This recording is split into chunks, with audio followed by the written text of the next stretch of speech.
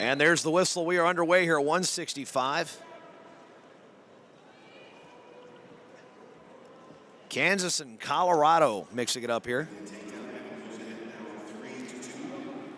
Cody's older brother, Sonny, a three-time All-American for the Gophers, graduated last year. Caldwell, NCAA finalist 2 years ago. Up the road in Norman. Took the year off. Trained at the Olympic Training Center in Colorado Springs all last year. Good old Olympic red shirt. Yeah. How about that? If you got them, use them. Yeah. So. Well, he's one of these athletes. When he took that Olympic year, he wasn't just taking it to take it. He actually was at the training center in Colorado Springs as a resident. So he was putting the time in at the OTC. Yeah, I'm making the assumption that he was competitive and not knowing it. You know, obviously an NCAA runner-up, he's certainly competitive. But, you know, this is a match. This is obviously a must-win between two All-American caliber wrestlers. Jan is tough to wrestle. He's pretty good in the top position here. And he ends up doing a little bit better job in his match against his Iowa opponent than he did in the first duel. But, you know, Caldwell is not going to win many matches by a lot of points. And so he's in on a nice little single leg right there. And Jan has got the wizard tied up. He looks for that broomstick or the Jermaine Jones or whatever type of move you want to call it. Looks like he pops his hips in. Now he's got a cradle locked up, and just as I said, he doesn't score many points. He's got this really tied up tight. And this is a game changer here for Oklahoma State. If he can get, you know, what you need to do is you need to go ahead and lock that as much as possible, right? Up by the head. If you do that, now he's going to come back behind it. Going to walk it up top. The takedown has been given, right? Still trying to hang on and fight for dear life is Cody Jan. And Caldwell is exceptionally strong, but he's not having any success technically with getting this over. Trying to readjust his lock. Still a lot of time, 40 seconds. Now he gets a 2-point near fall, 1-point escape. So it'll be a 4-1 lead for Tyler Caldwell. Yeah, 2-point exposure point there. Right over there by the Minnesota bench. Looks like we'll have a little blood time. Yeah, bridge of the nose there by Caldwell. And, you know, Jim, you know it as being a Division I wrestler and a Division I coach. Those type of opportunities in big-time, high-pressure situations don't come that often. No. And you got to capitalize. Yeah, you do. I think that's a tough cradle to be able to pin a good guy in. I mean, just the near side cradle like that. Normally the pinning cradle is the bottom leg cradle, where you go ahead, the guy's on his side, and you cradle up the bottom leg and attack the head. You're able to rotate the hips. That's a pinning cradle. What you saw right there is, you know, generally against a good wrestler, that's what you're going to get. I think I looked over at John, and he's pretty happy with that exchange there, getting just back points out of it. And so a 4-1 lead on the restart after the blood was cleaned up. 20 seconds remaining here in period number 1. Team score 10-6 lead for the Minnesota Golden Gophers.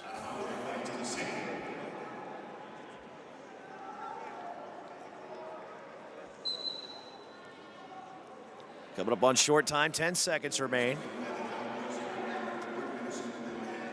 Well, this puts a lot of pressure on the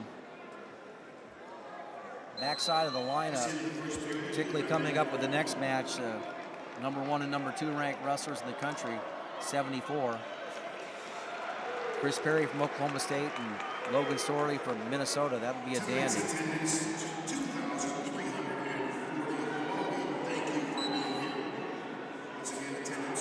Starting a second.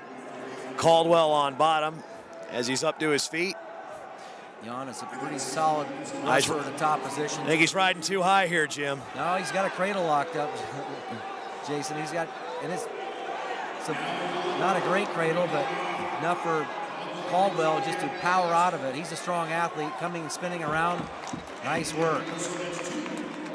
6-1 now after the reversal. This is double his normal output points in a match.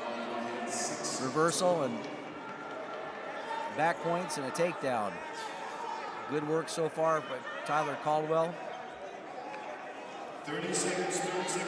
And this is one strength Caldwell has, is his riding ability. He's known to put up at least an extra point per match with his riding time ability. It got him to the NCAA semis as a true freshman at Oklahoma, won the match on riding time. Well, you have to have this skill. I mean, you have to be able to follow a guy well, and 57 seconds left. And what Jan has to do is collect himself, get off the mat, get a new start. He's quite capable of getting a quick move for an escape. And, you know, then 6-2, get a takedown, ride the guy out, 6-4 heading into the third period. Got some more blood in a minute and 2 of riding time. And one thing about Jan, Jim, is he's not a typical Minnesota wrestler in the sense of, you know, the fundamentals. He's got a little bit of that Granby stuff in him from his days growing up in Colorado. He likes some rolls. He can get out of bottom ways you're not accustomed to seeing Golden Gophers do. Yeah, mainly right there, as if on cue. Yeah, right. But again, it's pretty easy stuff to stop if you don't follow it up with something really solid. And what you don't want to do when you go back to your knees is kind of flare your knees out like they are right now. They're kind of butterflied out. You're not in a good position to be able to move. You got to get a look. His knees are up underneath him properly, but he's got to be able to hit changeovers, and that's something the Gophers work a lot on. It's one of the better programs in the country. And when you flare those knees out like that leg comes in pretty easily, just like it did there for Caldwell. 17 seconds remaining in period number 2. Riding time approaching 2 minutes as Caldwell got the reversal and has ridden out Cody Jan for the remainder of the second period. It's coming up on 5 seconds remaining. And that will end the period. So Caldwell a 6-1 lead in riding time. Jan has choice, and he's going to start down.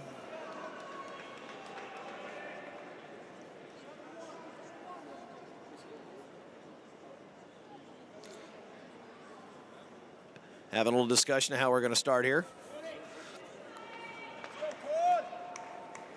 Caldwell going to cover.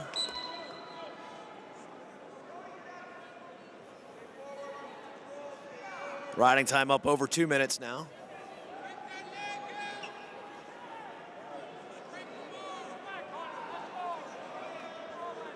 Just a little bit of indecision by Caldwell. They're having a conversation with the official.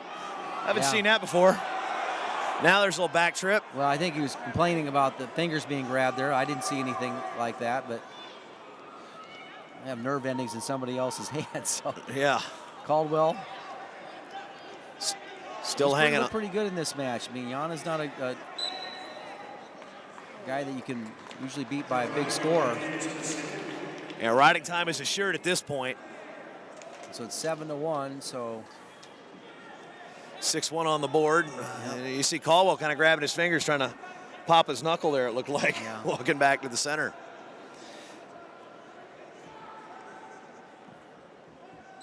And Caldwell going to give him the optional start. So there's the escape, now 6-2. This was 8-1 last time, as we said. Caldwell in on the attack with the leg again. Caldwell kind of stopped on that motion there. Could have come around the corner a little bit better. Tried to come out the back door. But he gets the stall call. Rightly so, do you believe? Yeah, I think we've seen worse examples, but he's certainly backing out now. So maybe that was an anticipation call. a reverse makeup call. Yeah. 50 seconds to go on the restart, a 6-2 lead. This match has been pretty well officiated to this point.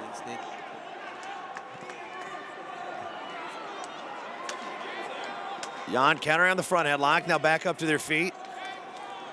Separation created with 33 to go as we come back to the center.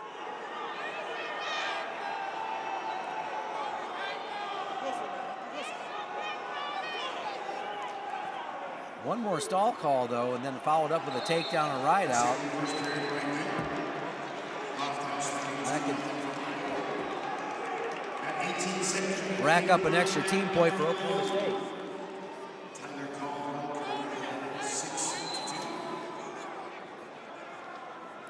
So there's a restart, 15 to go. Caldwell in on the sweep. He's going to try that broomstick, or whatever you call it, wherever you're from. You kind of know what move it is. It's got different names everywhere. Caldwell trying to finish 2 and 1, and that'll do it. 7-2. No bonus points. It's going to be 10-9 in favor of the Gophers as Oklahoma State wins its 3rd straight as we head to 174.